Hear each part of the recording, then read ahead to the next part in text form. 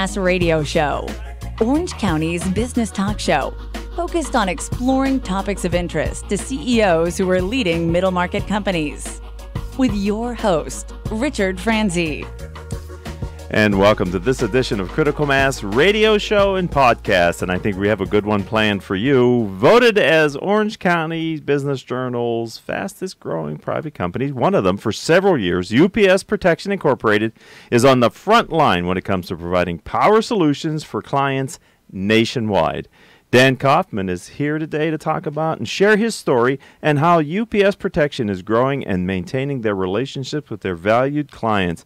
Dan Coffman, welcome to Critical Mass Radio Show and Podcast. Thank you. Thanks for having me. It's good to have you here. And this is, by the way, podcast number 1193, interviewed 1507. Let's talk a little bit about UPS Protection. In your mind, Dan, what do you do and kind of what makes your firm unique in your space? UPS Protection is all about emergency power. So we provide our clients the ability to keep working when the utility power fails. And that includes both everything from computer rooms and data centers to hospitals to supermarkets to really anything with machinery that needs to stay up when the utility power has failed. And how do you find clients? Do they find you? What's the situation there? Because it sounds like a lot of institutions need to have this emergency power backup. Right. Everybody should have it. We'd love for everyone to have it. Okay. But the way that we get clients really is through every means possible. So we've been around for a long time. I've owned it for 14 years. We have those easiest clients, the referrals that we get. And then we get clients sort of the old-fashioned way by a lot of cold calling. We do email blasts. We attend mixers. We're part of the peer group, which really helps us get clients and meet new companies. So really every way that we can touch out and reach clients is, we'll do any of those, including, in fact, one of my sales guys today is walking door to door and laying out old-fashioned flyers. Come on, really? Sometimes that's one of the things that just catches someone's eyes, and I think we really try to make sure that we reach someone every way possible. So we'll call, we'll email, we'll drop a flyer off, we'll do every way to just try and catch them. We know that there's 1,000 other people trying to get their attention, right? And we're just trying to get one of those little cracks to open. So we're talking with Dan Coffman. His company is UPS Protection Incorporated. You mentioned a number of different places where you have your systems installed. Can you describe the niche that UPS Protection serves? Are there specific niches that you have found very valuable for your company? It's really the good news, bad news of my service is that there's not necessarily a niche. It's used everywhere. We've been successful in schools and hospitals and data centers, of course, are the most common. Almost any mid-sized business of, say, more than 100 employees is a potential customer. One that we've done quite a few of lately and really one of our most successful, well, let me rephrase that. Our most successful client is in the grocery store business. So we're just finishing a job that's about $1.5 million job where we've purchased, installed systems in 45 different grocery stores. So a big deal for us and just a market that you wouldn't normally think of as an emergency power at that level. Right. And so people probably, CEOs and business owners are listening to this. For the smaller entrepreneurs, maybe who have a home office or a small office, they may have gone to Staples and bought a UPS, right, and are running it. But you're really servicing you said 100 employees or these retail outlets that have a lot of demands on their electrical system. They really have to have kind of all fail-safe, really, that constantly working, right? Right. It's interesting. In the grocery stores, it's all the check registers and the scales are what they need to prevent from going down, because normally a grocery store has a generator, so that will provide power as soon as the utility power goes out, but for about 8 seconds, it is providing nothing while the generator starts up. So the UPS bridges that gap between the two and makes it so they don't have to reset any of those cash registers or any of the systems that are required, including their networking equipment that's in a storage closet somewhere. That also stays up as a part of it.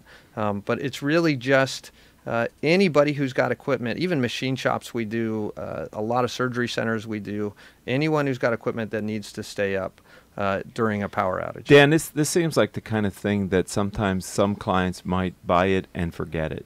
You know what I mean? They bought one, I don't know, 10 years ago. They haven't maybe needed it very often, and when they did, it worked, and they don't even think about it. Have you encountered people when you go into their back room where their UPS is, you go, oh my God, you thought you were secure, but this thing is probably on its last leg?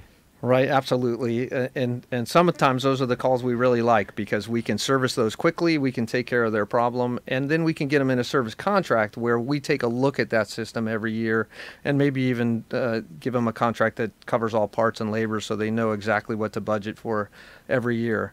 But we also do, there's a similar piece of equipment called a lighting inverter that's really just like it. It is also a power backup system.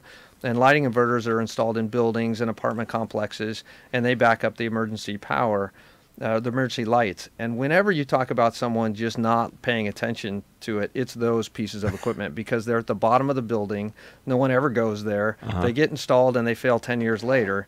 And that's usually when we get called. So we love to get ahead of that and make sure that we're maintaining it and looking at it. But that certainly is a market that we love to go after, because it's not serviced as well as it could be. So that's one of our big focuses right now, is to get a lot of that business. So that sounds like a similar product in a different application that has a different name to it, and maybe a different view on who the buyer would be for that application. Right, that's exactly right. It is exactly the same as a UPS would be. An uninterruptible power supply is what UPS stands for.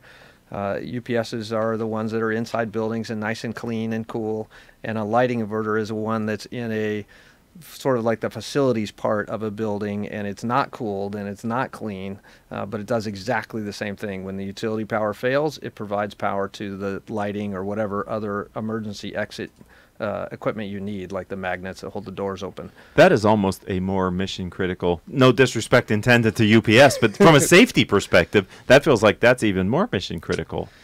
It is, and that's why it's interesting that it's a market that is really the clients, a lot of clients don't pay attention to it till they have to, till the fire department comes by and gives them a ticket, and then we get called. So it is one where we can go into just about, I don't know, 40% of the buildings we go into haven't been touched, and we can really provide a service at a reasonable cost that'll keep them out of trouble and keep their power up and really do the right thing for the customer. So it's a great market for us. Great. So we were talking with Dan Coffman of UPS Protection, and we're talking about kind of the niches that he serves into. So kind of an optional question I like to ask, if I don't know if you can think about a time in your vast and successful career where maybe you failed at something. I know that's hard to imagine, ladies and gentlemen. Dan Coffman might have failed at anything, but maybe you did. And could you share maybe the circumstances of this event and with our audience, what lesson did you learn from that experience? It's interesting because at the beginning, I bought this company 14 years ago, and I didn't know anything about backup power or I'm an engineer, I'm a technical person. But I didn't know this business. So at the very beginning, the mistakes were all they were honest ones where I just didn't know. So I would quote a product, but then I'd have to go look at it to make sure that it was the right one, and I would have to change the product that I'd quoted. So you don't look that good in front of the customer, but I think they appreciate the honesty. And at that time, I was so green that there was nothing but honesty in solving their problem. So. There's no specific ones, maybe because there's too many. Right.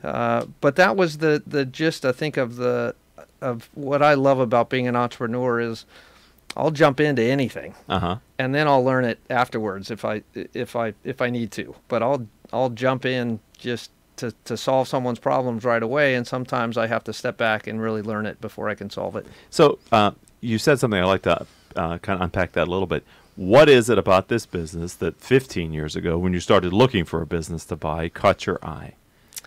It was a lot of things. Of course, it was the right price, but really the part that was intriguing about it is it's a business that is on the entry level isn't that technical, but on the very high level is very technical and it was way beyond my scope. So for me, I want to be always learning. I want to be interested in what I'm doing. And I could see from the very beginning that it was a business that had so much breadth that you could keep learning and learning and learning. And 14 years in, I'm learning and learning and learning. So it's really doing what I expected it to do. Do you recall how many other businesses you might have considered before you made the decision on this one?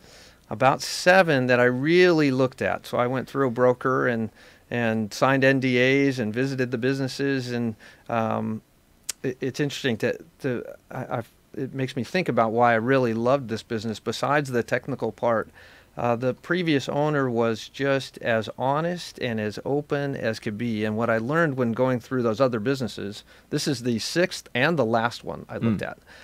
When I looked at the other ones, they just weren't honest. They would say one thing, and then when you really looked at their taxes, it was another, and there was just cracks in all the things that they said, where this person was just so open and honest. And you could tell, I could tell that I could do it, and I could tell that he was a person who I would like to model. So did you keep the name? Was this the name of the organization? No, it was Donovan Distribution was the name of the company that I bought, and he actually had a website named UPS Protection that he wasn't using, and that's such a good name that I changed it to UPS Protection. And then 3 years ago now, I bought a company called Automated Power, and will eventually change everything to Automated Power. Okay. Because I think that's the best name. Okay. Interesting. Has the technology, and so I'm always interested to have entrepreneurs on whose platform is built on technology, or they're a reseller of technology, because the rate of change is so fast compared to a lot of other businesses. In your space, in this technological area, has the rate of change for the products that you've been selling and supporting, is it changing? Almost no change at all. Wow. For that 14 years until these last few years, we're starting to see lithium batteries, and lithium is a lighter battery that is way more robust than the standard batteries. Right now it's too expensive, so we don't sell a ton of them. But that'll be the change. That'll be the big change that happens. There might be 1 million changes deep inside these products, right? But they're not changes that to the layman that you see. They're not, to an engineer, I'm sure he'd be really offended that I'm not saying it's drastically different. Yes. But from the outside looking in, it's the same product. So really there hasn't been a lot of changes in the products. How many major suppliers of the hardware are there out there that you either partner with or you choose not to partner with? Are there a lot, or has it come down to a few? There's 7. Okay. And we partner with 4. Okay. Of those 7, but there's not really very many that have the brand name and the recognition. I think the customers in the end, they have to be so sure about this. It's an expensive purchase, and it's got to be reliable. So they really, sometimes it's customer driven, which brands they're even willing to look at. Right. And some of them use retail, like I said, staples. You can go in there, you can find brand names. Are those the same brands, some of which you do business with? APC is sort of the one that everybody knows, and they have done such an incredible job of marketing from under the desk to the data center. They really have a strong brand. They don't necessarily have the best product, but they really have the strongest brand. They're the only one that everyone knows. Okay. And down on the low end, like those ones that go under your desk, we can't even compete there. It's not you're only paying me for my expertise in that case. The product itself you could buy everywhere for the same price I would sell it for. So we don't play a lot in that space. The bigger the better. I like the fact that your business not only sells new, it can sell used equipment that you refurbish, and you can put service contracts against it. I think that's a nice combination of offerings for your business, because you got to have technicians, and smoothing out their workload is probably, having contracts and things probably helps you to even out some of their daily activities, I would think. Right. I think the reoccurring revenue is the game of a lot of businesses, and that certainly is one for ours, and all of that contract revenue is reoccurring revenue. So we really try to go after that. The other piece that we offer is installation services. So we're a C10 contractor, we're an electrical contractor, and that allows us to turnkey a complete system. So we are sort of a one-stop shop. And some of the manufacturers use us as their installers. They'll call us when they've closed a deal, but now the customer needs someone to install it, and they'll call us to do the install on it. So while we'd love to do the entire thing from selling it to installing it, Right. sometimes we just get the install piece, and that's great too. Right. So you have different vectors of revenue opportunities for the business. I'm going to change your direction a little bit. I want to ask you to think about a strategic decision that you made where the outcome was different. Can be positive. My book, Killing Cats Leads to Rats, I love to ask about unintended consequences. There are positive unintended consequences and negative ones. But that outcome was different than what you or your team had intended it to be. Do you have an unintended consequence? Yes, and both good and bad. So I'll hit on the good first. We got a contractor's license, a C10 contractor's license, mainly because it was just something we had to get, even for jobs that weren't necessarily electrical related. Some cities just said you can't do it if you don't have this C10 license. So I went and got the C10 license, and right after that, we got one of the most profitable jobs we've ever gotten, which had nothing to do with electrical whatsoever. It was installing racks, 500 racks into Wow. a data center and anchoring into concrete and really manual labor work, nothing electrical whatsoever. But we got that because we got the C10 license. So that was a positive. Yes. The negative part of that, or the unintended consequence of a C10 that I guess I didn't know enough to know, as soon as I got that, my insurance doubled, even though we weren't doing the work.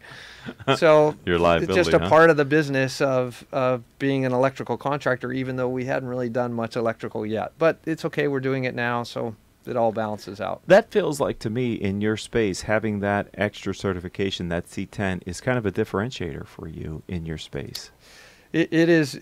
It definitely takes us to the top tier of all the players, because anyone who does, the best suppliers that anybody can have is someone that can do everything. So Yes. they can just turnkey that entire solution for you, and that's what having that C10 license has done for us. Wow, that's great. Congratulations on doing that, and sorry to hear about your insurance going up so much. We're talking with Dan Coffman. He's the president of UPS Protection. I'm big on peer learning, and I'm wondering if you could share with your audience any experience you've had as a member of our community, the critical mass community. We couldn't fit it all into the 20-minute radio show. So it's been such a great experience for me. I think I've been doing it. This might be in November, my 10th year, I think. So I'm pretty close to that. It's been a long time. I've only had my business for 14. So, and it sort of made sense. I had my business for a little while, and then I really needed somebody else to hinge off of, some other people to talk with about the experiences that I was having. And my wife, after 5 years, is tired of being the only one who could listen and can't offer the same advice because she's not in that level of business. And all of a sudden, I'm in a room full of people who all have the same concerns and the same issues, the same successes, they run businesses, the same feelings in life that I have. I can share with this group of people, and the longer you're in it, the closer it is, the more like a family it becomes. And I've really enjoyed it. And not just, so that's sort of the personal part of it. The professional part just keeps getting better and better. We have the speakers that we have come in give us insight on all ranges of business, from law, which always scares me, to Yes. the marketing, which is fun, to the upside and how to keep your personal life strong. And those pieces are all fun and all necessary, every one of them. So those are things that you just couldn't get if you weren't part of a peer group. That's why I'm in it. There's so much value to it, and as much as you put in, you'll get out of it. So I've really enjoyed it, and it's really a pleasure to be a part of it. Thank you very much. Now that, as you're answering that question, it reminds me that I met you first to have you a guest on this radio show. That's right. So Yep. all those years ago, I just started doing the radio show, and you were one of our early guests on Critical That's Mass. right. When I That's said we how did it started. over 1,500, you were in Right. single digits probably when we had you on the show. Okay, a couple more questions, and then we'll let you go. I really do appreciate your time. I like to ask the guiding principle question here on the radio show, and what I mean by that is, the core philosophy that you, as the president, the owner of your company, the things that you believe are important that you bring into shape the culture of your company. Is there a overarching kind of philosophy that you have that you bring to work every day? Yes, and I think my I'm starting to hear my employees say it to me. Oh, wow. And that's just that we just do the right thing. I take care of my employees whenever they have an issue. I take care of them if I can help with that issue. Whenever my customers have an issue, we take care of it. And if I know that their budget is tight and they can't do exactly what's right, we'll figure out a way to fit it into their budget. We just do the right thing.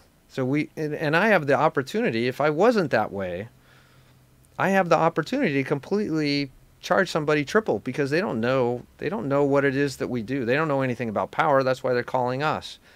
So we make a point of not overcharging, of doing the right thing, of pointing them in the right direction. It's interesting, even sometimes when they don't listen to me, when I tell them to take the less expensive product because it's the right one and they don't do it, I'm satisfied, and I know my employees know, like, God, we could have sold them the one that was 5 times as much, but we offered them the correct one, which was only a single digit of the cost, but they took the other one. That's fine, but we did the right thing, and we always do that. And I think that is our guiding principle. And that's great that you're starting to hear it come back from the employees. Yes. Because that's the culture then, right? Yep. So they're probably out there when they have the opportunity to make the decisions in the field when you're not around. Hopefully that voice in their head instructs them to do the right thing. I think I think when they're in that pickle and they could do the wrong thing and get out quicker, or do the right thing and it takes a little longer, I believe they're doing the right thing. So, yeah, I've got a good group of people. Wow, that's awesome. Thank you for that. That's very powerful. Thank you. 2 more quick questions. All right, since I had you on all those years ago, I'm going to have you on in the future. What's going to be the difference when you come back in 3 or 5 years going on with your company at that point? I think we'll just be, we're not, it's not so much that we're different now than we were then. We're just bigger and we just do more. And I'm so open to doing more of the things that I don't know. And having this contractor license really changes the game, in the sense that all of a sudden we might be doing electrical work and it not even being tied to UPSs. Oh, wow. So I think we can the sky is the limit with how much we can grow in that respect. I think I'd like to be the same as I am now, but have more recurring revenue, more service contracts. Okay. I think that's where I'd like to be in 3 years, is a bigger picture of myself, and still I think it's really important to me to have, if this part is just about me being the owner of the company, I have good balance in my life now. I'd like to still have good balance 3 years from now, and I'd like to still be able to do fun things and run a company and lead a good family life. So all of those things I'd like to continue to be a part of my life. Okay, so you mentioned the purchase of another company, Automated Power. First of all, was that a good thing? Was it good for the business to make that acquisition? And do you think you might be open to further acquisitions in the future based on your experience? Yes, that one was it was great. It did exactly what I told the bank it would do, even though they wouldn't listen to me.